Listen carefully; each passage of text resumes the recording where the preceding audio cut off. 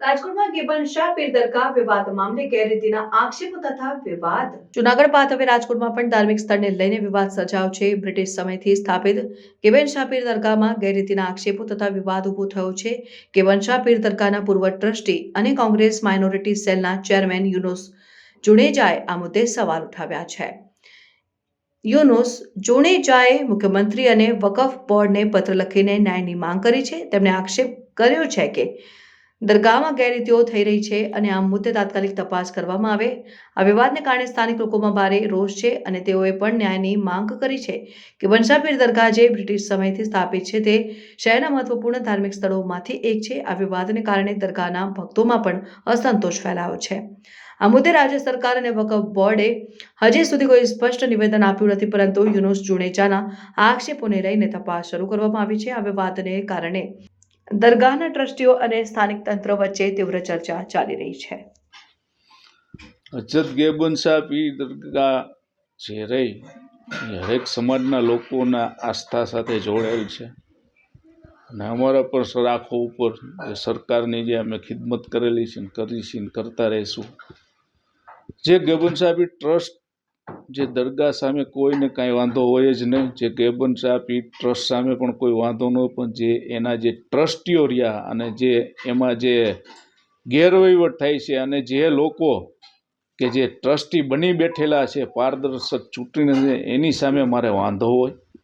હજરત ગેબન શાહ પીર દરગાહ હરેક લોકો અને હરેક સમાજના લોકો ત્યાં દુઆ સલામ કરવા આવતા હોય છે.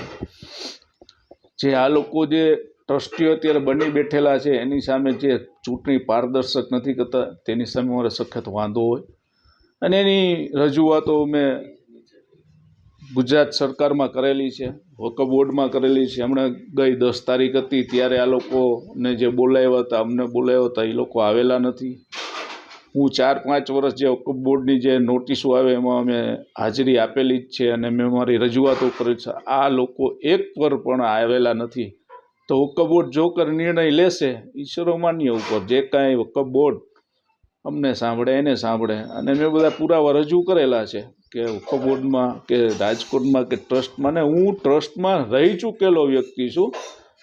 મને એની જાણકારી છે કે જે વડીલ હતા બાબુ જાન મોહમ્મદ, જે પહેલાં જે એમાં ટ્રસ્ટી હતા 1992થી જે ટ્રસ્ટી હતા.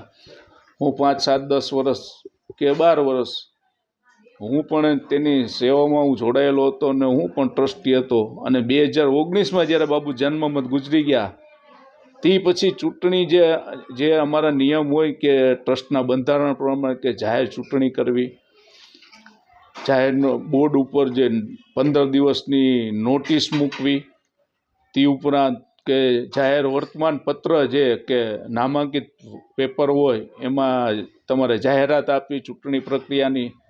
ઘણા બધા મુદ્દા હોય, એવું કંઈ થતું નથી.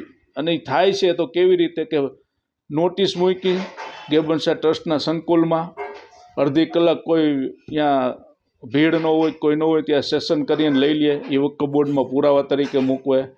તે ઉપરાંત કે જે વર્તમાન પેપર જે મોટા પેપર હોય એમાં જાહેરાત આપવાની હોય, એવા પેપરમાં જાહેરાત નથી આપતા. જે કંઈક માસિક પેપર હોય એમાં જાહેરાત આપીને અને એની જે કાંઈ કોપીઓ હોય એ કોપીઓ પોતે લઈ લેતા હોઈએ. એટલે એ ઘણા બધા સમાજને તેમજ રાજકોટની જનતાને ગુમરાહ કરતા હોય. એનું પારદર્શક વહીવટ કરવાની મારી માંગણી છે. આપણે પત્રની અંદર જે કૌભાંડની વાત લખી છે, કઈ રીતના આખું કૌભાંડ આચરવામાં આવ્યું છે? કૌભાંડમાં તો હજી મારે એનું કારણ છે, કૌભાંડના બધા મારી પાસે પુરાવા હોય. એનું કારણ છે હજી મારે કેસ વકફ બોર્ડમાં ચાલુ છે, અહીંયા પુરાવા આપવાના. એની વિગત હું જાહેર નહીં કરી શકું, પણ તમારે ગમે ત્યારે મારે એવી રીતે તમારે જો ડોક્યુમેન્ટ્સ કંઈ જોવા હોય ને તમારે પુરાવા જોતા હોય તો મારી ઓફિસે આવીને તમે જોઈ શકો છો. ખાસ કરીને બાંધકામની વાત છે તો કેટલા કરોડનું બાંધકામ કરવામાં આવ્યું છે? તમે પણ એક બિલ્ડર છો, કઈ રીતના જુઓ? હવે જે પહેલાં જે અગાઉનું જે બાંધકામ જે સરકારનો જે ગેબન શાહ પીરનો જે રોજો હતો, તે પછી જે આગળનું જે બાંધકામ કર્યું મારા જે એના જે બાબુ જાન મોહમ્મદ હતા એના સાથે હું રહી અને અહીંયા અમારા મિત્રો સર્કલમાં તો મેં તેમજ હરેક સમાજના લોકોનું જે ફંડ આવેલું એમાંથી અમે અહીંયા બાંધકામ કરાવેલું અને આગળનું જે કાંઈ વજૂખાનાથી માંડીને સરકાર ગેવનશાહ પીરનો જે રોઝા મુબારક ફ્લોરિંગથી માંડીને એ બધું કામ અમારા સમયમાં કરેલું. તે પછીનો જે બાંધકામ જે બહારનું તે થયું, જ્યારે જૂની ઓફિસ હતી એ ઓફિસ જે અત્યારના હાલના જે પ્રમુખ બની બેઠેલા છે એ પ્રમુખ આવ્યા, હાલના જે પ્રમુખ બની બેઠેલા છે એ પોતે રેલવે ડિપાર્ટમેન્ટમાં નોકરી કરે છે ક્લાસ 4માં. પોતાને બ્રેઇન ટ્યુમર હોય એવો દાવો કરે છે. એ રેલવેમાં અનફિટનું સર્ટી આપેલું છે. એ પણ ત્યાં રેલવેને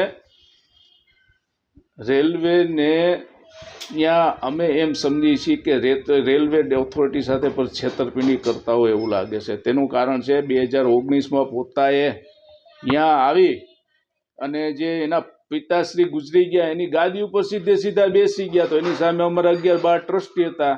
એમાંથી અમારે વાંધો પડ્યો કે ભાઈ તમે કેવી રીતે ટ્રસ્ટમાં, તમે ક્યાંય સભ્ય છો અને ક્યાંય અમારા ટ્રસ્ટી નથી, તો તમે કેવી રીતે પ્રમુખ? તો આ તો કાંઈ પેઢી દર પેઢી તો છે નહીં કે હું નહીં તો મારો વારસદાર મારો દીકરો, તો એ તો ચલાવી ન લેવાય.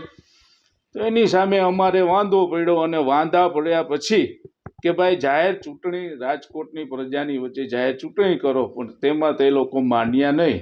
અને જે કાંઈ હતું તમારે સાથે રહેવું ન, સાથે હું રહ્યો નહીં અને મેં રાજીનામું આપી દીધું કે ભાઈ મારે તમારી સાથે નથી રહેવું. તે ઉપરાંત કે જે કાંઈ ગેવનશાહ પીર ટ્રસ્ટની જે બંધારણની ને એની જે વકફ બોર્ડમાં જઈને મેં જે કાંઈ માગણી કરેલી ને એના જે બંધારણ આવ્યા એની બધી મેં ચૂંટણી પ્રક્રિયાનો જે કાંઈ બંધારણ આખું વાંચ્યું પછી મને ખબર પડી કે આ તો બધું એમાં લોલમ લોલ હાલે છે. એની સામે મેં ઉજાગર કર્યું.